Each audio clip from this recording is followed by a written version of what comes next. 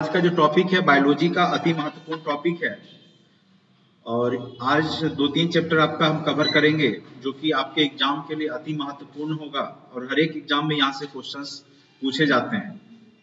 तो साइंस में बायोलॉजी का महत्वपूर्ण योगदान होता है, खास करके जो महत्वपूर्ण एग्जाम है उन सब में। तो आज का जो सबसे पहला जो टॉपिक है वो है न्यूट्रिशन यानी पोषण। पोषण कहते किसको हैं और पोषण के कितने प्रकार होते हैं। उसके बाद पोषण हमें खाद्य पदार्थ से मिलता है, तो किन किन खाद्य पदार्थों से किस प्रकार के पोषण हमें मिलते हैं, तो उसके बारे में आज हम लोग पढ़ेंगे। तो सबसे पहले अब आते हैं पोषण का परिभाषा जानिए क्या होता है। पोषण उन सभी क्रियाओं का कुल योग है जो भोजन के अंतर्ग्रहण, पाचन, पचे भोजन के अवशोषण और अपचित के बहिष्कार से संबंधित है। आप जो भोजन लेते हैं उसमें बहुत सारे जो पदार्थ हैं जो मानव शरीर या जीव जंतुओं के जीव जगत के लिए जरूरत है उसको भोजन से निचोड़ लिया जाता है आपके शरीर के द्वारा, और वही जो निचोड़ा जाता है यानी जो अवशोषित पदार्थ होता है उसी से आपको क्या मिलता है, पोषण मिलता है। पोषण मुख्यतः कितने प्रकार के होते हैं, तो पोषण मुख्यतः 2 प्रकार के होते हैं। सबसे पहला पोषण है आपका स्वपोषण, जो जीव अपना भोजन स्वयं बनाते हैं। अब देखिएगा पेड़ पौधा जो है अपना भोजन क्या करता है, स्वयं बनाता है, ठीक है। तो उसको हम क्या बोलेंगे, स्वपोषी जीव। अगर पूछेगा कि पेड़ पौधा किस प्रकार के जीव है तो स्वपोषी है। आप उसको खाना तो बना के दे नहीं जाते हैं, वो अपना भोजन क्या करता है, पेड़ पौधा खुद तैयार करता है, इसीलिए वो क्या हो गया आपका स्वपोषी हो गया। क्या हो गया, स्वपोषी। कुछ एक कोशिकीय जीव जैसे युगलिना, क्लेमाइडोजोमोनोज, गोलकोस, ये सब भी अपना भोजन स्वयं बनाते हैं। परपोषी जीव जो दूसरे जीव पे निर्भर रहते हैं। जीव भोजन हेतु अन्य जीवों पर निर्भर रहते हैं, उसे हम क्या बोलते हैं, परजीवी, मृतोपजीवी, कीटहारी पौधे। बहुत सारे पौधे भी आपका कीट का भक्षण करते हैं, जो कीड़े मकोड़े होते हैं उसको खाते हैं पेड़ पौधा, तो वो अपनी नाइट्रोजन की कमी को पूरा करने के लिए कीट भक्षी पौधे भी होते हैं। अब आते हैं भोजन।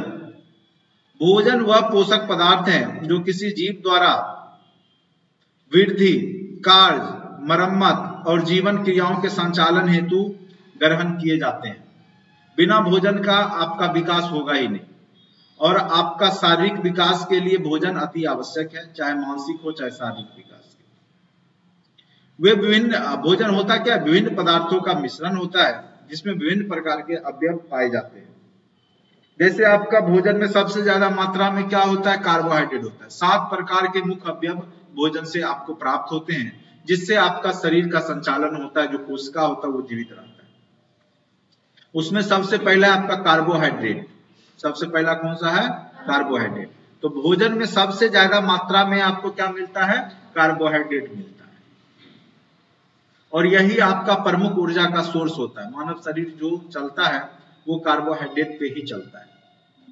दूसरा होता है आपका वसा, फैट। जैसे आप लोग जितना भी रिफाइन यूज करते हैं, तेल खाते हैं, घी खाते हैं, ये सब क्या है, वसा है, फैट है। ये भी जरूरी है क्योंकि इससे भी आपका क्या होता है कि मांसपेशी मजबूत होता है, मांसपेशी हड्डी को पकड़े रहता है, ठीक है, हड्डी टूटने नहीं देता है। तो वसा भी जरूरी है मानव शरीर के लिए। प्रोटीन, ये किसी भी शरीर के अंग के विकास के लिए प्रोटीन अति आवश्यक होता है। खास करके बच्चे जो होते हैं छोटे, जो वृद्धि कर रहे होते हैं अपने शारीरिक रूप से, तो उनके लिए प्रोटीन अति आवश्यक होता है। प्रोटीन से ही सेल्स का निर्माण होगा और सेल से फिर बॉडी तक कोशिका से ही बनते हैं, तो इसलिए प्रोटीन अति आवश्यक है। खनिज लवण, खनिज लवण भी मानव शरीर के लिए या जीव जगत के लिए जरूरत होता है। विटामिन हो गए, इसका भी अति आवश्यकता है। और जल, पानी बिना तो आप जिंदा ही नहीं रह सकते, जल तो जीवन है, नहीं। तो ये सारे जो अवयव है भोजन के, ये आपको चाहिए होता है, तभी आपका शारीरिक रूप से विकास सही ढंग से होगा। और आखिर ये चीज आपको मिलता कहां से, आप देख रहे हैं यहाँ पे बहुत सारे सब्जी, फल, फ्रूट्स, केला, पपीता, जो भी है आपको दिख रहा होगा, उसके बाद सातवां है मोटा चारा, जिसको सेलुलोज बोलते हैं। मोटा चारा का सलाद उलाद जो खाते हैं वो भी आपके लिए अति आवश्यक होता है। अब आ जाइए कार्बोहाइड्रेट। कार्बोहाइड्रेट क्या होता है? तो ये पॉलीहाइड्रोक्सी एल्डिहाइड अथवा कीटोन होते हैं, जिसमें क्या क्या रहेगा? कार्बन रहेगा, हाइड्रोजन रहेगा और ऑक्सीजन रहेगा। कार्बोहाइड्रेट किन तीन चीजों से मिलकर बना है? कार्बन, हाइड्रोजन और ऑक्सीजन। इसका अनुपात क्या रहेगा? तो 1:2:1, यानी 1 अनुपात में आपका कार्बन, 2 अनुपात में हाइड्रोजन और 1 अनुपात में ऑक्सीजन। कई बार ये क्वेश्चन पूछा गया है कार्बोहाइड्रेट में किस अनुपात में कार्बन, हाइड्रोजन, ऑक्सीजन होते हैं। तो कार्बन, हाइड्रोजन, ऑक्सीजन 1:2:1 में होते हैं। इसका सामान्य सूत्र ऐसे CnH2nO होता है, n कार्बन परमाणुओं की संख्या होती है। तो कार्बोहाइड्रेट के बारे में पूछ दे फॉर्मूला क्या होता है, तो CnH2nO, ठीक है, यही होता है। और n यहां पे क्या है, तो n कार्बन परमाणुओं की संख्या होती है। कार्बोहाइड्रेट हमारे शरीर हेतु मुख्य रूप से ऊर्जा के क्या है? स्रोत है। ऑक्सीजन के पश्चात शरीर में जो ऊर्जा ऑक्सीकृत होकर के ये क्या करते हैं? शरीर में ऊर्जा उत्पन्न करते हैं। और 1 ग्राम carbohydrate 4.2 kilo calorie, 4.2 kilo calorie ऊर्जा उत्पन्न करता है। यानी मानव शरीर का प्रमुख ऊर्जा का सोर्स कार्बोहाइड्रेट होता है। क्या होता है? कार्बोहाइड्रेट होता है। हमारे भोजन की कुल ऊर्जा लगभग 60 से 80% ऊर्जा कहां से आती है? कार्बोहाइड्रेट से ही आता है। जो आप भोजन लेते हैं उसी से 60 से 80% ऊर्जा आपको मिलता है कार्बोहाइड्रेट। कार्बोहाइड्रेट का मेन रूप से आपका सोर्स होता है, जैसे गेहूं आप खाते हैं, आटा, रोटी जो खाते हैं वो आपका कार्बोहाइड्रेट का सोर्स होता है, ठीक है। कोई भी खिलाड़ी को केला खिलाया जाता है, क्यों? चूंकि वो उसको इंस्टेंट कार्बोहाइड्रेट देता है, जिससे कि उसका एनर्जी लेवल बूस्टअप हो जाता है, ठीक है। कार्बोहाइड्रेट हमारे शरीर का लगभग 1% भाग बनाते हैं, लेकिन ये बहुत कम भाग ही बनाता है। सबसे ज्यादा भोजन में कार्बोहाइड्रेट होता है, लेकिन शरीर का मात्र 1% भाग ही कार्बोहाइड्रेट से बनता है, बाकी मैक्सिमम पार्ट प्रोटीन से बनता है, ठीक है। कार्बोहाइड्रेट के प्रकार। शर्करा के अणुओं के आधार पर कार्बोहाइड्रेट को 3 भागों में बांटा गया है: मोनोसेक्राइड्स, डाइसेक्राइड्स, पॉलीसेक्राइड्स। ये सबसे सरल कार्बोहाइड्रेट हैं। ये केवल शर्करा अणु के बने होते हैं, जैसे ग्लूकोज, फ्रुक्टोज, गैलेक्टोज। कई बार पिछले बार पूछा था बीपीएससी में कि ग्लूकोज पाचित होकर क्या बनता है अंतिम रूप से, तो यही क्या बन जाएगा? कार्बोहाइड्रेट के रूप में बदल जाता है। तो कौन सा क्वेश्चन कब पूछ देगा, कहना मुश्किल है। ग्लूकोज भी पचित होकर एक प्रकार का कार्बोहाइड्रेट ही है। ग्लूकोज क्या है? कार्बोहाइड्रेट है। फ्रुक्टोज भी आपका क्या है? कार्बोहाइड्रेट है। और गैलेक्टोज भी आपका कार्बोहाइड्रेट का ही रूप है। अब आ जाइए डाइसेक्राइड्स में। ये मोनोसेक्राइड्स की 2 इकाइयों के बने होते हैं, खास करके जैसे सुक्रोज हो गया, चीनी, माल्टोज, लैक्टोज, दूध का शर्करा, ठीक है। ये सब डाइसेक्राइड्स आपके कार्बोहाइड्रेट्स हैं। पॉलीसेक्राइड्स ये बहुत सी मोनोसेक्राइड्स इकाइयों के ग्लूकोसाइड्स बंध द्वारा जुड़ने से बनते हैं, जैसे सेलुलोज, स्टार्च, आलू में भी बहुत ज्यादा कार्बोहाइड्रेट होता है। ग्लाइकोजन जंतु के लीवर में, जो आप बहुत लोग खाते भी मांस, तो उसमें लीवर जो खाते हैं उसमें आपका ग्लाइकोजन होता है। काइटिन ऑर्थोपोड्स के कवच में होगा। फेलुरिक अम्ल। तो ये सारे में 3 प्रकार के कार्बोहाइड्रेट पाए जाते हैं। इतना आपको डीपली पूछेगा नहीं, बस यहां से महत्वपूर्ण है कि 1 ग्राम कार्बोहाइड्रेट कितना कैलोरी ऊर्जा देता है, कार्बोहाइड्रेट क्या क्या चीज का घटक होता है, मानव शरीर में सबसे ज्यादा ऊर्जा कहां से आता है। बस ये 3-4 पॉइंट्स ही यहां महत्वपूर्ण है। अब भोजन में कार्बोहाइड्रेट। भोजन में पाए जाने वाले कुछ कार्बोहाइड्रेट जैसे सेलुलोज है, जो आप सलाद खाते हैं, ठीक है, हरा कोई साग सब्जी खाते हैं तो उसमें सेलुलोज होता है, जो कोशिका भित्ति पाई जाती है। जैसे एग्जांपल में जैसे कपास है, रुई बनता है कपास से, कागज, ये सब शुद्ध सेलुलोज होते हैं। यह ग्लूकोज का ही बहुलक है। पशु जैसे गाय, भैंस, बकरी आदि सेलुलोज का पाचन होता है। मानव शरीर में सेलुलोज का पाचन नहीं होता है। परंतु मनुष्य में इसका पाचन नहीं होता है। तो सेलुलोज हम इसलिए खाते हैं कि आपका पाचन तंत्र मजबूत हो, पेट साफ रहे। बाकी जीव जंतु आपके घास को खाता है, वो सेलुलोज ही है, उसका भोजन वो पचा देता है, वो क्या करता है, उसको पचा देता है। लेकिन आप घास खाइएगा सेलुलोज को तो वो आपका पचेगा ही, ठीक है। तो मानव शरीर में सेलुलोज का पाचन नहीं होता है। बाकी जो भी जानवर हैं जीव, वो जो घास खाते हैं शाकाहारी, वो इस चीज को पाचन करते हैं। फिर मांसाहारी जीव में ये पचेगा नहीं, ठीक है। जितने शाकाहारी जीव होंगे, बकरी, गाय, भैंस, फिर कुत्ता खाएगा तो फिर उसको पचेगा नहीं। और कुत्ता को जब पेट साफ करना होता है तब वो घास खाता है, या उसको वोमिटिंग करना है, उल्टी करना है, जो खा लिया अनपच टाइप का, तो उसको तो कोई दवाई नहीं है कि उसको खिला करके कोई उसको ठीक कर देगा। तो बेचारा जाके घास उस खा करके अपना जो भी अंदर का है वो बाहर निकाल लेता है, जो उसको लगता है कि शारीरिक रूप से उसको परेशानी कर रहा है। तो इतना तो उसके पास दिमाग भगवान ने दिया है। अब आ जाइए शर्करा। यह मीठा क्रिस्टलीय सफेद जल में घुलनशील पदार्थ है और मुख्य रूप से शर्करा फलों में पाया जाता है। शर्करा के कारण ही आपका कोई भी फल क्या होता है, मीठा होता है। ग्लूकोज शर्करा का अतिरिक्त मात्रा यकृत में ग्लाइकोजन के रूप में तथा शरीर के अन्य भाग में वसा के रूप में संग्रहित रहती है। यकृत का ग्लाइकोजन रुधिर में शर्करा का स्तर को नियंत्रित करता है। जो लीवर में आपका ग्लाइकोजन होता है, वो ब्लड में कितना शर्करा चाहिए, मीठापन जो भी है, उसको नियंत्रण का कार्य करता है। अब आइए स्टार्च क्या है। पेड़ पौधा में स्टार्च होगा, ठीक है। पादप कोशिकाओं का संग्रह स्टार्च है।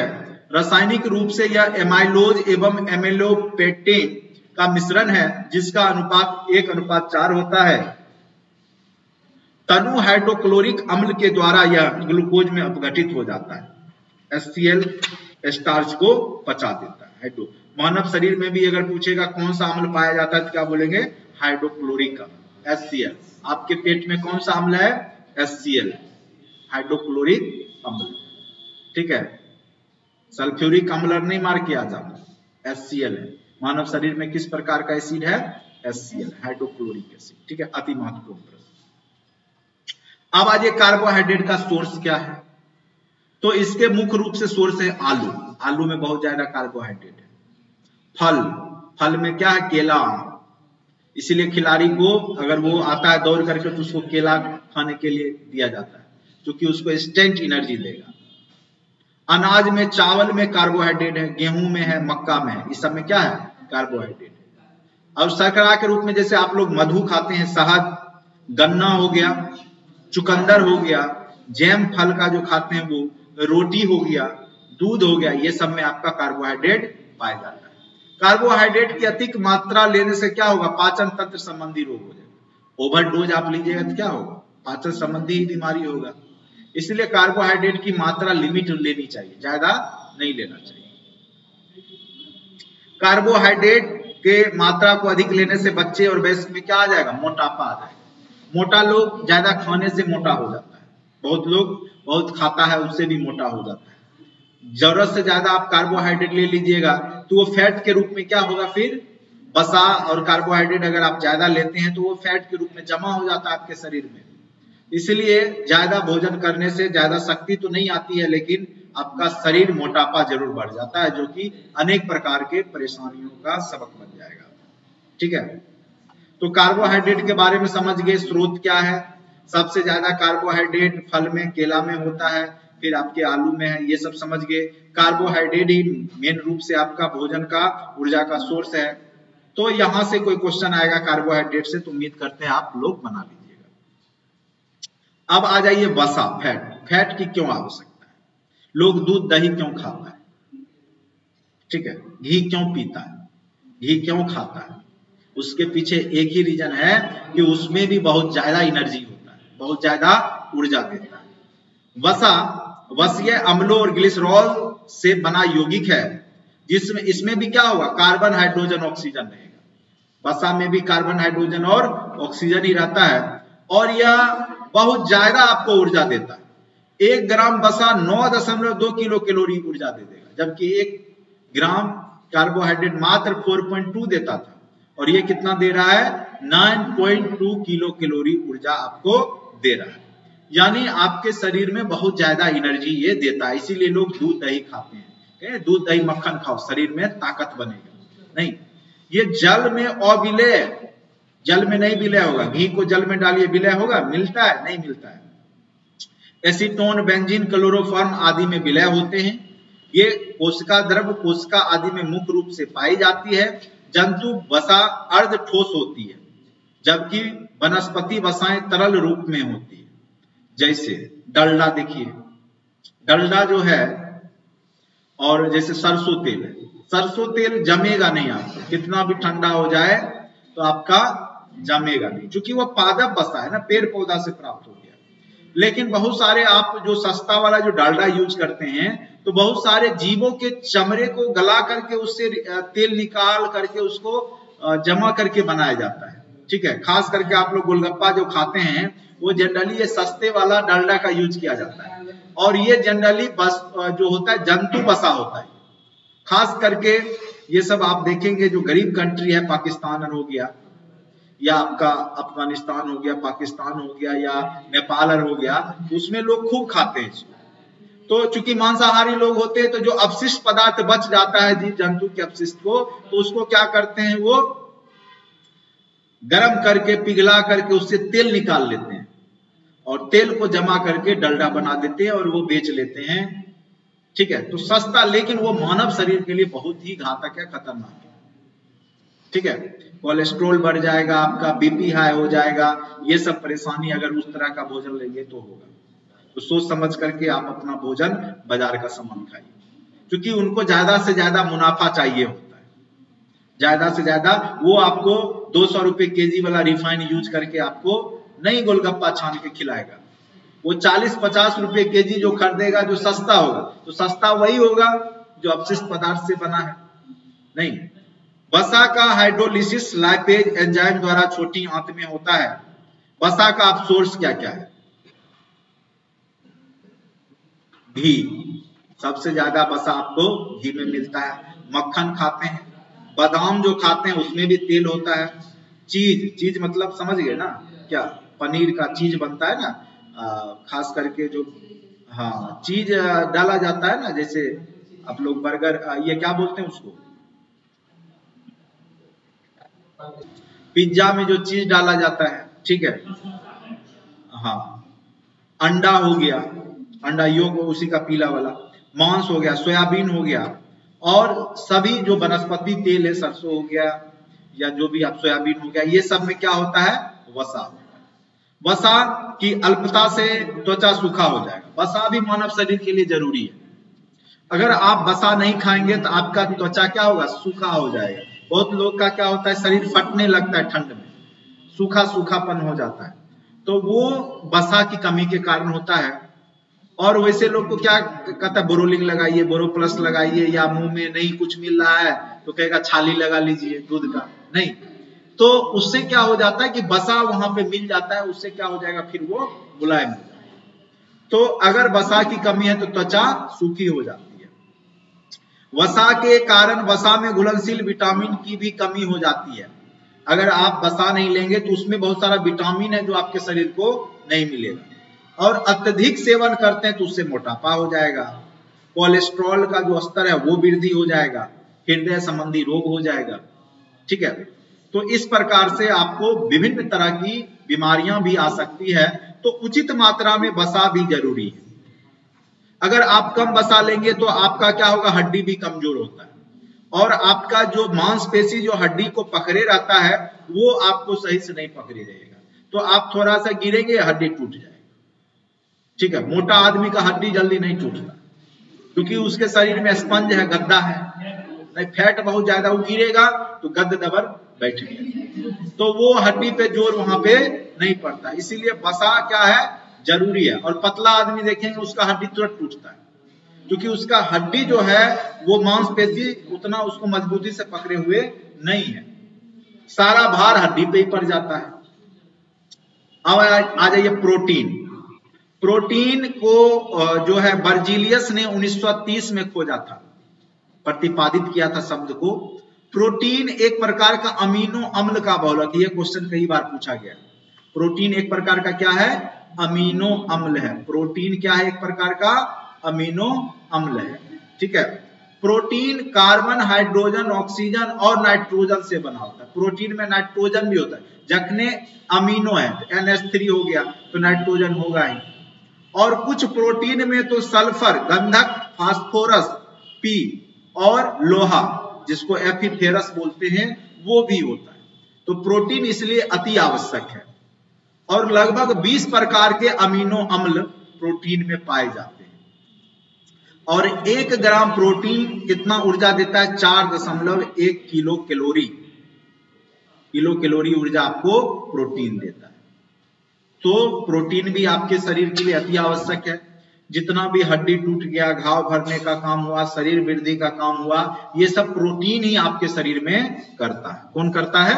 प्रोटीन करता है। ठीक है। अब प्रोटीन के कार्य क्या है? शारीरिक प्रोटीन और कार्य। एंजाइम, एंजाइम भी एक प्रकार का क्या है? प्रोटीन है। यह क्वेश्चन बीपीएससी में पिछले बार पूछा था। यहां से 3-4 क्वेश्चन पूछा गया। और कौन सा क्वेश्चन कब आ जाए कहना मुश्किल। हार्मोन्स भी एक प्रकार का प्रोटीन ही है। ठीक है। तो कई बार पूछेगा हार्मोन्स एक प्रकार का क्या है, तो वो भी प्रोटीन ही है। यही क्वेश्चन पूछा था। एंजाइम एक प्रकार का क्या है, तो एंजाइम एक प्रकार का क्या है? आपका प्रोटीन है।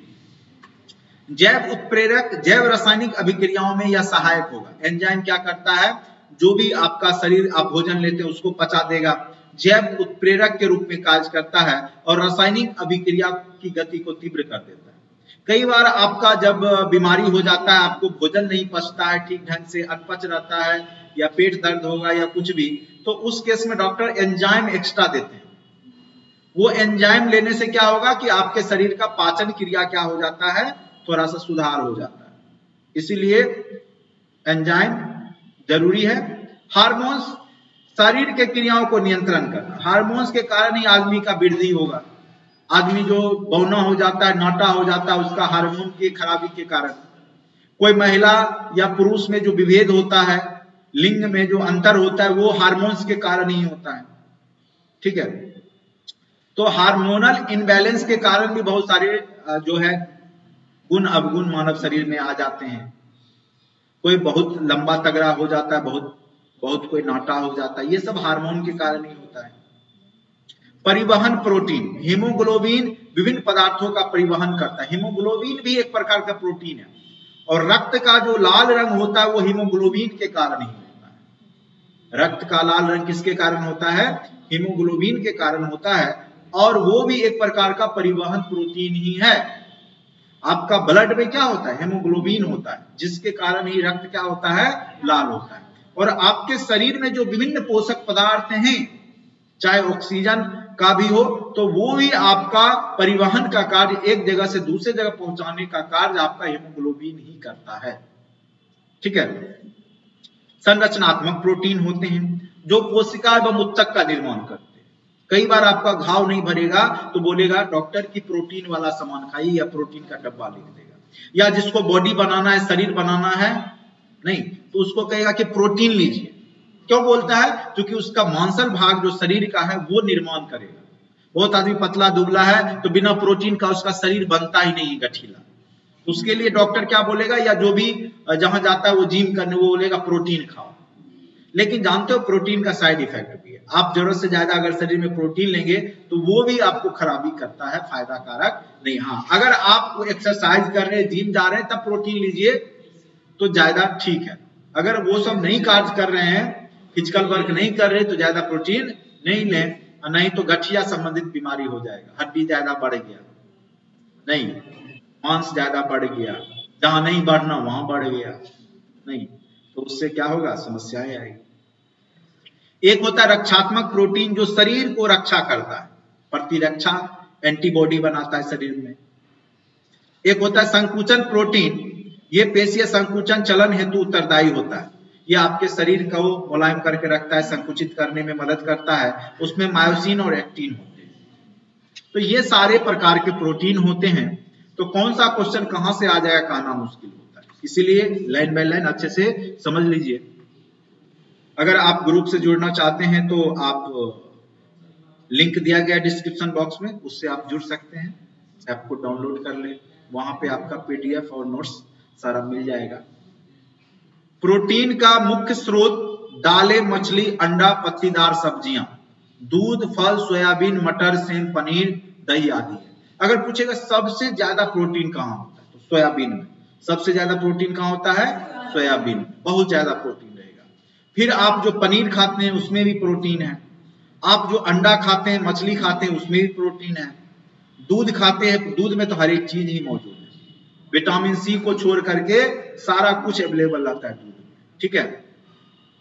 प्रोटीन की कमी से बच्चे में क्या हो जाएगा? मेरास्मस नामक बीमारी हो जाएगा। मेरास्मस में क्या होगा? हाथ पैर टेढ़ा हो जाएगा, हाथ पैर क्या हो जाएगा? टेढ़ा हो जाएगा, पेट निकल जाएगा, क्वाशियोरकर। और मेरास्मस एक बीमारी है जिसमें हड्डी का जो है रूप परिवर्तित हो जाता है, टेढ़ापन आ जाएगा, ऐंठ जाता है, जिसको देहाती भाषा में बोलते हैं। नहीं, बच्चा ठीक से दौड़ नहीं सकता है, चल नहीं पाता है, ठीक है, तो हड्डी कमजोर हो जाएगा, शारीरिक रूप से वो विकलांगता टाइप का हो जाता है। तो क्वाशियोरकर और मेरास्मस जो बीमारी है खास करके बच्चों में होता है, बच्चों में ही होता है, क्योंकि बच्चों को प्रोटीन की आवश्यकता होती है, और आप उसको खाली रोटी सब्जी खिलाइएगा, कार्बोहाइड्रेट दीजिएगा, उसको दूध दही दीजिएगा नहीं, हरा पत्तीदार सब्जी दीजिएगा नहीं, तो फिर वो बच्चे को जो प्रोटीन चाहिए उसके शरीर को मिलेगा नहीं, तो उस समय उसको इस तरह का बीमारी हो जाएगा। इसीलिए बच्चे को बहुत ज्यादा मात्रा में प्रोटीन की आवश्यकता होती है, क्योंकि उसका शरीर वृद्धि कर रहा होता है। इसीलिए बच्चे को दूध तो अति आवश्यक रूप से दीजिए, साथ साथ अगर आप दे सकते हैं तो पनीर खिलाइए, सोयाबीन खिलाइए, अंडा दीजिए, मछली दीजिए, ये सब खिलाइए, ठीक है। चलिए, तो ये थे प्रोटीन के सोर्स। तो सबसे ज्यादा प्रोटीन सोयाबीन में होता है। अब आ जाइए खनिज लवण, मिनरल साल्ट, इसका भी शरीर में जरूरत होता है। आप देखते हो कि विभिन्न प्रकार की बीमारियां होती है, वो इस मिनरल्स की कमी के कारण हो जाता है। जैसे अगर आपके हड्डी में दर्द उठ गया, समझ जाइए आपके शरीर में कैल्शियम की कमी हो गई, ठीक है।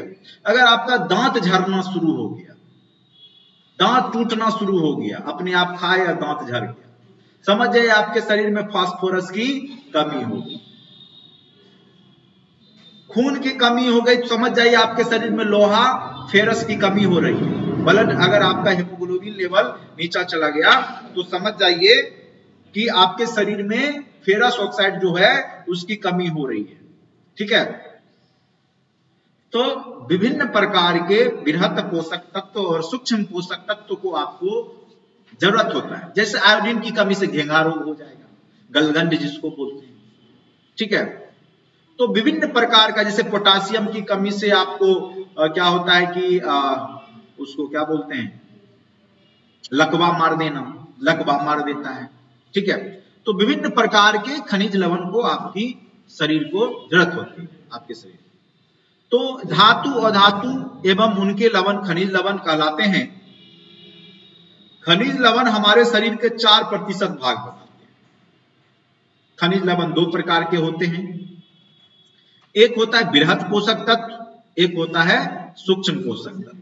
बृहत पोषक तत्व के रूप में जिसको शरीर में अधिक मात्रा में आवश्यकता होती है, जैसे कैल्शियम, हड्डी को मजबूत करने के लिए, दांत को मजबूत करने के लिए, शारीरिक विकास के लिए कैल्शियम की आवश्यकता होती है, तो इसको ज्यादा जरूरत है। फास्फोरस की ज्यादा जरूरत है, पोटेशियम की ज्यादा जरूरत है, सल्फर की ज्यादा जरूरत है, सोडियम की जरूरत है, क्लोरीन की जरूरत है, मैग्नीशियम की जरूरत है, ठीक है। सूक्ष्म पोषक तत्व जैसे जिसकी कम मात्रा में जरूरत है, जैसे आयोडीन, आयोडीन बहुत कम मात्रा में जरूरत है, लोहा ज्यादा जरूरत नहीं है, कोबाल्ट, फ्लोरीन, मोलिब्डेनम, सेलेनियम, ये सब को बहुत कम मात्रा में आवश्यकता होती है। अब खनिज लवण के सोर्स क्या है? जो आप दूध खाते हैं तो दूध में भी बहुत सारा खनिज लवण पाया जाता है, जैसे फेरस, लोहा भी है, आपका कैल्शियम भी है, तो ये सब पाया जाता है। अंडा में है कैल्शियम, मांस में, फल सब्जी, नमक में जैसे आयोडीन है। तो ये आप जो भोजन लेते हैं तो उसी में आपको खनिज मिल जाता है। अगर शरीर में आपको एक्सेस कमी हो जाता है तो आपको डॉक्टर जो होता है वो एक्स्ट्रा रूप से आपको सप्लीमेंट्री के रूप में दवाई दे देता है, कैल्शियम का गोली दे देगा। हड्डी कमजोर है, खून नहीं बन रहा है, तो आपको आयरन की गोली दे देता है, नहीं। तो इस प्रकार से चलिए, कुछ प्रमुख खनिज लवण एवं उनके सोर्स। लोहा, हेमोग्लोबिन प्रोटीन का निर्माण में सहायक है। अगर खास करके महिलाओं को एनीमिया रोग हो जाता है, खून की कमी हो जाती है, उन लोग को क्या कहता है, आयरन की गोली खाई, फॉलिक एसिड वाला गोली देता है ना, पत्ता पीला रंग का पत्ता रहेगा, बहुत सारा टेबलेट छोटा छोटा रहता है, वो क्या रहता है, फॉलिक एसिड की गोली रहता है। वो शरीर में आपका जब लोहा की मात्रा बढ़ेगी तो खून खुद ब खुद बनेगा। हेमोग्लोबिन का जो लाल रंग होता है, रुधिर में पाया जाता है, वो श्वसनीय वर्णक है, वही आपके शरीर में ऑक्सीजन को पहुंचाता है। यकृत, वृक्क, अंडा, अमरूद, बाजरा, रेगी, पालक में लोहा मुख्य स्रोत है, मतलब स्रोत है। लीवर जो आप खाते हैं, मछली का, मुर्गा का लीवर जिसका भी खाते होंगे, किडनी खाते हैं, अंडा खाते हैं, अमरूद खाते हैं, बाजरा जो है, बाजरा, रेगी, ये सब मोटा अनाज है, आप लोग नहीं खाते होंगे, लेकिन जो लोग खाते हैं यहाँ पे होता है। पालक हो गया, पालक में बहुत ज्यादा मात्रा में आपका क्या है, लोहा है, आयरन है। और लोहे की कमी से आपको क्या होता है, एनीमिया रोग होता है, जिसको रक्त अल्पता बोलते हैं, यानी रक्त की कमी हो जाती है। ठीक है, अब आ जाइए कैल्शियम। कैल्शियम अस्थि एवं दांतों के निर्माण में सहायक होता है। कैल्शियम रुधिर का थक्का जमाने और पेशी कार्यों में भी सहायक होता है। ठीक है, जो आपका पेशीय कार्य, जो आप पैर हाथ का जो पकड़ है या जो आप कार्य करते हैं, उसमें कैल्शियम मदद करता है। बच्चों एवं गर्भवती महिलाओं को इसको एकदम बहुत ज्यादा मात्रा में आवश्यकता होता है, क्योंकि इसी से शरीर का निर्माण होता है। कैल्शियम का लवण जो शरीर हेतु आवश्यक है, वो है आपका कैल्शियम फॉस्फेट, क्या है, Ca3PO4 का होल 2। दूध एवं दूध से बने पदार्थ, भारी जल, हरी सब्जियां, गाजर, मांस आदि में कैल्शियम पाए जाते हैं। कैल्शियम की कमी से क्या होगा, आपको टिटेनी हो जाएगा और रिकेट्स रोग हो जाएगा। कैल्शियम की कमी से हड्डी, रिकेट्स में हड्डी टेढ़ा हो जाएगा, दर्द करेगा। टटैनी आप लोग कहते होंगे देहाती भाषा में, उठ जाता है, पैर हाथ में जो है आपको दर्द करना शुरू हो जाता है। ठीक है, तो ये आपको कैल्शियम की कमी से ही होता है। ठीक है, अब आ जाइए आयोडीन। आयोडीन की कमी से तो आप जानते ही घेंघा रोग होता है, गलगंड जिसको बोलते हैं। थायरोक्सिन निर्माण हेतु तो आवश्यक होता है, तो थायराइड ग्रंथि में थायरोक्सिन बनता है, उसके लिए आयोडीन क्या होता है, अति आवश्यक है।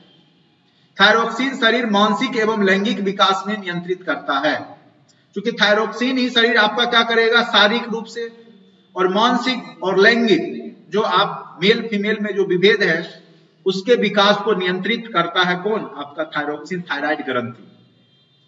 हमारे शरीर हेतु आयोडीन का जो सोर्स है, वो खास करके आप जो भोजन लेते हैं, नमक तो लेते हैं, उसमें सबसे ज्यादा आयोडीन होता है, या समुद्री मछली खाते हैं, क्योंकि समुद्री मछली समुद्र में रहता है, तो वो भी नमक के बीच रहता है, लवण के बीच रहता है। नमक तो समुद्र के जल से बनता है, तो समुद्री भोजन जो भी आप लीजिएगा, समुद्र का जो भी सी फूड्स है, समुद्री भोजन जैसे मछली हो गया, केकड़ा हो गया, या जो भी खाते हैं मांसाहारी, तो उसमें आपको आयोडीन ज्यादा रहेगा। प्याज में फिर आयोडीन रहता है, और पानी में भी आपको आयोडीन रहता है। आयोडीन युक्त नमक पोटेशियम आयोडेट का रूप होता है KiO3। आयोडीन की कमी से ग्वाइटर यानी घेंघा रोग हो जाता है। हो गया, समझ गए आयोडीन के बारे में। अब आ जाइए फास्फोरस। फास्फोरस की आवश्यकता है, तो फास्फोरस भी आपके अस्थि, हड्डी और दांत के लिए निर्माण के लिए आवश्यक है। आपका जो दांत का जो निर्माण होता है ना, वो फास्फोरस से ही होता है, और हड्डी का निर्माण, मतलब हड्डी और दांत का निर्माण फास्फोरस से होता है। यह फास्फोलिपिड न्यूक्लिक अम्ल, डीएनए और आरएनए, एटीपी आदि का अवयव है। फास्फोरस के मुख्यतः स्रोत क्या है, तो वो है दूध, हरी पत्तेदार सब्जियां, अनाज, अंडा है। फास्फोरस की कमी से भी टिटेनी और रिकेट्स रोग हो जाता है। जो कमी, कैल्शियम की कमी से जो रोग होगा, वही आपके फास्फोरस की कमी से भी हो जाता है। अब आ जाइए सोडियम की क्यों आवश्यकता है। सोडियम आप NaCl के रूप में आपके शरीर में जो नमक है, वो क्या है, सोडियम क्लोराइड है। शरीर के परासरण दाब को नियंत्रित करता है। जिसका BP लो हो जाएगा, उसको डॉक्टर क्या बोलेगा, नमक चीनी का घोल पिलाइए, बोलता है ना, तो वो क्या करेगा, फिर उसका दाब को क्या करेगा, नियंत्रित कर देगा, परासरण नियंत्रण, तो उसका BP फिर लेवल में आ जाता है। नमक चीनी का पानी इसीलिए कहता है घोल पिलाने के। NaCl अमाशय में HCl निर्माण में सहायक होता है। आप नमक नहीं खाएंगे ना तो आपका भोजन सही से पचता नहीं है। नमक बहुत जरूरी होता है भोजन में और HCl के निर्माण करने में, क्योंकि नमक क्या होता है, NaCl होता है, तो यही क्लोरीन उठ करके HCl में जाएगा तब ना HCl बनेगा, हाइड्रोजन और क्लोराइड नहीं। तो जो Cl जो है क्लोराइड जो है क्लोरीन से NaCl, अगर आप नमक युक्त भोजन करेंगे तो आपके शरीर में HCl बनेगा और HCl से आपको क्या होगा कि भोजन पचेगा। यह पेशी संकुचन से संबंधित है। इसके मुख्य सोर्स क्या है, नमक है, मछली, मांस, अंडा, दूध आदि है। सोडियम की कमी से मानसिक तनाव एवं असामान्य पेशीय संकुचन हो जाता है। ठीक है, अब आ जाइए पोटासियम। पोटासियम क्लोराइड के रूप में पाया जाता है। यह शरीर में आयनों जल के स्तर को नियंत्रित करता है। शरीर में कितना मात्रा में पानी रहना है नहीं रहना है इसको नियंत्रित कौन करता है, पोटासियम करता है। यह पेशी संकुचन तंत्रिका संवेदनाओं के परिवहन में मुख्य भूमिका अदा करते हैं। इसके सोर्स क्या है, केला, खजूर, सबसे ज्यादा खजूर में ये होता है पोटासियम, केला में भी होता है और आलू में होते हैं। इसकी कमी से तंत्रिका तंत्र संबंधी अधरंग यानी पैरालिसिस जिसको बोलते हैं वो हो जाता है। किसकी कमी से, तो पोटासियम की कमी से। अब आ जाते हैं विटामिन। तो विटामिन भी मेन रूप से आप देखिएगा vitamin A, vitamin B, vitamin C, D, E के मेन रूप से यही होता है। तो इसको याद कैसे कीजिएगा कि रासायनिक नाम क्या है, तो याद रखिएगा रथ पर एक टॉफी, रथ या एक टॉफी याद रखिए, एक टॉफी, रथ एक क्या है, टॉफी है, या रथ पर एक टॉफी है। टॉफी मतलब जान ही रहे। रॉ से रेटिनॉल ये हो गया ए, थॉ से हो गया थायमिन हो गया बी, एस हो गया एस्कर्बिक सी, क्वास हो गया कैल्सीफेरॉल डी, टी से हो गया टेकोफेरॉल ई, और से फिलोक्विनोन इसको क्या बोलते हैं के। तो A B C D E के, रथ एक टॉफी याद रखिएगा, या रथ पर एक टॉफी से आपको ये याद रहेगा। रेटिनॉल, थायमिन, विटामिन बी को क्या बोलते हैं, थायमिन। ये कई बार पूछा है। विटामिन ए का रासायनिक नाम क्या होता है, रेटिनॉल। विटामिन बी का रासायनिक नाम क्या होता है, थायमिन। विटामिन सी का रासायनिक नाम क्या होता है, एस्कॉर्बिक अम्ल। विटामिन डी का क्या होता है, कैल्सीफेरॉल। विटामिन ई का क्या होता है, टोकोफेरॉल। विटामिन के का क्या होता है, फिलोक्विनोन। अब इन सब की कमी से भी विभिन्न तरह के रोग होते हैं। जैसे विटामिन ए की कमी से आप जानते होंगे कि रतौंधी हो जाता है, दिखता नहीं है। विटामिन बी कई प्रकार के होते हैं, बेरी बेरी मेन रूप से बीमारी होता है। सी से एस्कॉर्बिक अम्ल की कमी से भी बीमारी होता है। आगे उसकी चर्चा करते हैं। विटामिन शब्द कैसिमिर फंक द्वारा सर्वप्रथम दिया गया था और हमारा शरीर विटामिन डी एवं के को संश्लेषण करता है। देखिए मात्र पानी में बी और सी ही घुलता है। वाटर में कौन कौन विटामिन घुलते हैं, विटामिन बी और सी। कई बार पूछेगा कि पानी में घुलनशील विटामिन कौन से हैं, तो विटामिन बी और सी कहां पे घुलते हैं, तो पानी में घुलेंगे। बाद बाकी विटामिन के, डी, के, ई, डी, ए ये आपको जल में नहीं घुलेगा, ये बसा में घुलेगा। कहां घुलेगा, ऐसे भी कीड़ा हो गया ना, कीड़ा, कीड़ा पानी में घुलेगा रे, नहीं घुलेगा। के ई डी ए, के ई डी ए पानी में नहीं घुलेगा, तो घुलेगा कहां, तो इसको बसा में घुलाना पड़ेगा। कीड़ा जो है आपको पानी में नहीं घुलेगा। के ई डी ए, विटामिन के ई डी ए बसा में घुलेगा, बाकी बी और सी आपके वाटर में घुल जाएगा। तो ये भी क्वेश्चन कई बार पूछ दिए गए हैं। अब देखिए सबसे पहले अब विटामिन ए के बारे में हम लोग पढ़ेंगे। विटामिन ए कैरोटीन के रूप में भी जाना जाता है। एस्टिनबॉक ने 1919 में इसकी खोज की। कैरियर 1931 में विटामिन ए की संरचना ज्ञात की थी और इस विटामिन के प्रति संक्रमण एंटी इन्फेक्टिव विटामिन भी कहा जाता है। यह सामान्य दृष्टि एवं स्वस्थ आंखों के लिए आवश्यक है। आपके शरीर में ये आपको आंखों की रोशनी के लिए विटामिन ए बहुत जरूरी होता है। इसका सोर्स क्या होता है, पीली एवं हरी पत्तीदार सब्जियां, पालक हो गया, पालक, गाजर बहुत अच्छा सोर्स होता है, पपीता हो गया, आम हो गया, मक्का हो गया, दूध घी, कोड लीवर ऑयल, ठीक है, कोड लीवर ऑयल से भी आपको क्या मिलता है, विटामिन ए मिलता है। यह अधिक ताप पर नष्ट हो जाएगा, लेकिन अगर आप इसको ज्यादा गर्म कर दीजिएगा उस पदार्थ को तो विटामिन ए समाप्त हो जाता है। इसकी कमी से क्या होता है, आपको रतौंधी हो जाएगा, यानी रात में आपको नहीं दिखेगा, जिससे कि कम प्रकाश में वस्तुएं दिखाई नहीं देती है। ठीक, हीरोप्थोल्सिया किर्तोमेलेशिया, आंख की पुतली की बाह्य परत सूखना और सिकुड़ना आदि रोग इससे उत्पन्न होता है, विटामिन ए की कमी से। ठीक है, तो विटामिन ए आपको कहां से प्राप्त होगा, तो मेन रूप से गाजर, पालक, पपीता, ये सब से होता है। अब आ जाइए विटामिन डी, कैल्सीफेरॉल। यह सूर्य से प्राप्त विटामिन एवं एंटी रिकेट्स विटामिन भी कहते हैं। ये खाइएगा तो बच्चे में या खिलाइएगा तो बच्चे को रिकेट्स बीमारी नहीं होगी। विटामिन डी का मेन सोर्स ऐसे होता है सनलाइट, सुबह का जो लाइट होता है आपके शरीर में वो स्वयं बन जाता है विटामिन डी। जब सनलाइट आपके त्वचा पे पड़ता है तो स्वयं वो रासायनिक अभिक्रिया संश्लेषित करके विटामिन डी बनाता है। ऐसे भोजन के रूप में जो आप दूध लेते हैं, ठीक है, तो उसमें आपको विटामिन डी बनता है, और खास करके आपको मशरूम जो होता है ना, मशरूम, वो खाने से विटामिन डी मिलता है।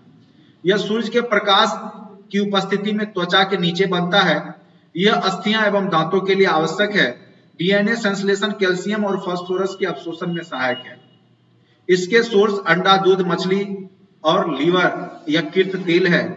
सूर्य का प्रकाश विटामिन डी का सबसे सस्ता सोर्स है। फ्री में आपको विटामिन डी मिलता है, इसीलिए सनलाइट भी लेना आपके लिए क्या है, जरूरतमंद है। यह अस्थियों को प्रभावित करता है और इसकी कमी से बच्चों एवं वयस्कों में रिकेट्स या ओस्टोमोलेसिस रोग हो जाता है, यानी हड्डी संबंधी विकार हो जाएगा। हड्डी टेढ़ापन, कमजोर होना, शरीर में दर्द करना, हड्डी में दर्द उठना, कमर में दर्द उठना, यह सब आपके विटामिन डी की कमी से ही होता है। ठीक है, अब आ जाए विटामिन ई, जिसको रासायनिक रूप में हम टोकोफेरॉल बोलते हैं। यह सौंदर्य का भी विटामिन कहा जाता है और यह ऑक्सीकारक के रूप में कार्य करता है और आरबीसी के निर्माण में सहायक होता है। और यह खास करके नर एवं मादा दोनों में प्रजनन तंत्र जो सामान्य कार्यान्वयन करता है उसके लिए सहायक है। अगर इसकी कमी हो जाएगा तो बांझपन आ जाता है, यानी महिलाओं को जो संतान की प्राप्ति नहीं होती है। तो बांझपन में विटामिन ई प्रमुख भूमिका निभाता है, यानी आपका जो जनन अंग है उसको विकास ही नहीं कर पाता है। तो यहाँ पे विटामिन ई अति आवश्यक होता है, खास करके बांझपन को दूर करने के लिए। और इसका जो सोर्स होता है वो होता है वनस्पति तेल, पेड़ पौधा तेल हो गया, गेहूं, बिनोला आदि। गेहूं कहेगा डॉक्टर साहब, गेहूं अकुड़ा के खाने के लिए, तो ये सब भी आपका विटामिन ई का अच्छा सोर्स है। इसकी कमी से पेशियां नष्ट होने लगती है और प्रजनन तंत्र असामान्य हो जाता है। इसमें आपका चेंजिंग आ जाएगा प्रजनन तंत्र, ठीक है, जो कि बांझपन का कारण हो जाता है। तो विटामिन ई समझ गए, बांझपन के लिए कारक है। टोकोफेरॉल उसका रासायनिक नाम है, यही क्वेश्चन कई बार पूछा गया। अब आ जाए विटामिन के, फिलोक्विनोन इसको बोलते हैं। इसकी खोज हेनरिक डेम ने 1935 में की थी। नेप्थोक्विनो भी कहलाता है यह, फिलोक्विनोन ऐसे याद रखिएगा। शरीर में जीवाणुओं द्वारा संश्लेषित होता है और यह खास करके रक्त को थक्का जमाने में सहायक होता है। अगर मान के चलिए आपको कहीं कटिंग हो जाता है, कट जाता है, अगर थक्का नहीं जमेगा ब्लड तो फिर वो बहते रह जाए और आपका पूरा शरीर का ब्लड निकल जाए, ठीक है। तो यही विटामिन के क्या करता है, उसको थक्का जमा देता है, जिससे वो फिर ब्लड आपका रुक जाता है। और खास करके जिसको हीमोफीलिया बीमारी होता है, खास करके ये महिलाओं पुरुषों में होता है लेकिन वाहक महिलाएं होती हैं, तो हीमोफीलिया बीमारी में क्या होता है, रक्त का थक्का नहीं जमेगा। एक बार कहीं कट लग गया तो बहते निकल जाएगा, वो आदमी टीन एज पार नहीं कर पाता है, यानी 18 वर्ष से ज्यादा वो जिंदा नहीं रह पाता वो व्यक्ति जिसको हीमोफीलिया बीमारी होता है। क्योंकि कभी ना कभी कट लगेगा, कभी ना कभी चोट लगेगा ही, और जब ब्लड रुक ही नहीं सकता और वो आदमी की मृत्यु हो जाती है, ठीक है। तो विटामिन के आपके रक्त को थक्का करने में मदद करता है। इसका प्रमुख सोर्स फूल गोभी, पालक, टमाटर, सोयाबीन आदि है। ठीक है, अगर इसकी कमी हो गई तो रक्त का थक्का जल्दी नहीं जमेगा आपके शरीर में। जल में घुलनशील विटामिन है विटामिन बी और विटामिन सी। विटामिन B1 है, इसको बोलते हैं थायमीन बोलते हैं। इसका खोज फंक ने किया था और यह भोजन पकाते समय नष्ट हो जाता है तथा भोजन में पानी में घुल जाता है। यह तंत्रिका कोश का उपापचय की क्रियाविधि में सहायक है। यह पाचन एवं भूख को सामान्य रखने में सहायक है। इसके मुख्य सोर्स ईस्ट, चावल, गेहूं, सेम, सोयाबीन, यकृत का तेल, दूध आदि है। इसकी कमी से बेरी रोग हो जाता है और इसका लक्षण क्या है कि भूख नहीं लगेगा, पैरों और सर में अधरंग हो जाता है, पैरालिसिस भी हो सकता है, उसी को अब विटामिन B2 को राइबोफ्लेविन कहा जाता है। यह भी भोजन या सूर्य के प्रकाश में नष्ट हो जाता है। यह प्रोटीन और वसा का उपापचय में सहायक है। यह शरीर के समान वृद्धि हेतु आवश्यक है। इसके मुख्य सोर्स दूध, अंडा, यकृत, हरी सब्जियां, पनीर, दाल है। इसकी कमी से जीभ या कोर्निया में सूजन एवं होठ लिप फटने लगता है। विटामिन B2 की कमी से आपका क्या होगा, होठ फटना शुरू हो जाएगा। अब आ जाइए विटामिन B5 नियासिन या निकोटीन अम्ल है। यह एंटीप्लेग्रा भी कारक कहलाता है। कार्बोहाइड्रेट, प्रोटीन, वसा के ऑक्सीकरण में सहायक है। इसके मुख्य सोर्स वही सब है जो ऊपर पढ़े हम लोग। इसकी कमी से प्लेग्रा, डेमेंटाइटिस आदि हो जाता है। B9 फॉलिक अम्ल इसको बोलते हैं। इसकी कमी से आपको एनीमिया रोग हो जाता है। बस ये याद रखें, सोर्स वही सब है। उसके बाद है B12 साइनोकोबामिलिन। ठीक है, इससे भी आपको B12 को क्या बोला जाता है, यह कोबामाइड साइनाइड भी कहलाता है। आप जो बिकोसुल टेबलेट खाते हैं उसमें B12 भी रहता है। ये क्या करता है, आरबीसी के निर्माण में और तंत्रिका तंत्र में कार्य करने में सहायता करता है और इसको भी प्राप्त आप कर सकते हैं इन भोज्य पदार्थों से। और इसकी भी कमी से आपको एनीमिया रोग हो जाता है। ठीक है, अब आ जाइए एस्कर्बिक अम्ल विटामिन सी। सबसे पहले अगर विटामिन में कोई चीज खोजा गया था तो वो विटामिन सी को ही खोजा गया था। यह दांत, मसूड़े एवं जोड़ों के लिए आवश्यक होता है। यह पित्ताशय में पथरी के बनने को रोकता है। ठीक है, पथरी हो जाता है ना बहुत लोग को पित्ताशय में, तो विटामिन सी उसको क्या करता है, गला देता है। क्या करेगा, गला देगा। इसीलिए पथलचूर का पत्ता या देखते होंगे खट्टा होता है वो भी, या नींबू भी अगर आप खट्टा चीज खाइएगा तो पथरी को क्या करेगा, वो गला देता है।